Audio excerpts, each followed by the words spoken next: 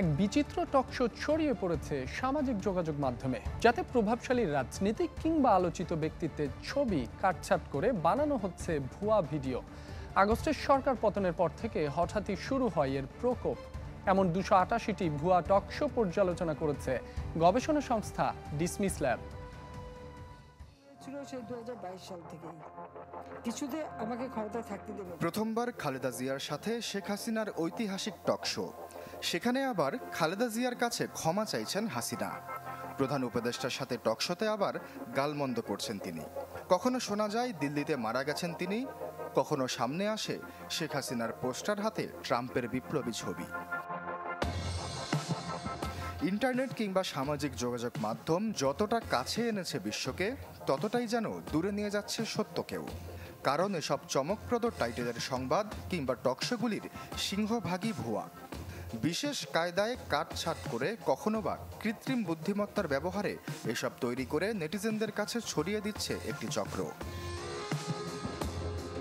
শুধু হাসিনা খালেদাই নয়, এসব ভুয়া ভিডিওর তালিকায় ভুক্তভোগী রাজনীতিক, আলোচিত ব্যক্তিত্ব, ইনফ্লুয়েন্সার, সাংবাদিক, এমনকি তারকারাও।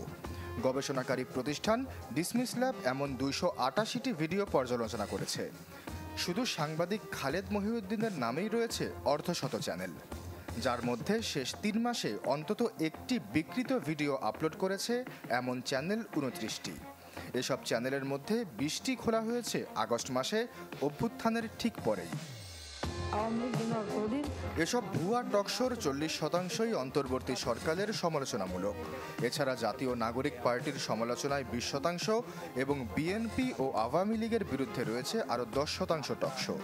সবচেয়ে বেশি ভিউ হয়েছে যে 5 ভিডিওতে, সেগুলো আপলোড করা হয়েছে অশনি বার্তা, আলোর রাজনীতি ও রাজনৈতিক আলোচনা নামে 3টি চ্যানেল থেকে। আবার কিছু ভিডিও ও ছবিতে চ্যানেল 24, যমুনা টেলিভিশন, প্রথম আলোর মতো প্রথম সারির গণমাধ্যমের লোগো ব্যবহার করায় বিভ্রান্তি ছড়াচ্ছে দর্শকদের মাঝে। ডিসমিস ল্যাব বলছে, ইউটিউবে ভিডিওর সাথে মিল নেই এমন কন্টেন্টের বিরুদ্ধে রয়েছে নীতিমালা। এছাড়া অনুমতি ছাড়া অন্যের নাম ব্যবহার করে প্রচারণা চালানোও নিষিদ্ধ। তবে রহস্যজনকভাবে এসব নীতিমালা উতরে পার পেয়ে যাচ্ছে এসব ভিডিও। আমি শুধু বিপদ থেকে দূরে আশ্বাস চৌধুরী, চ্যানেল 24।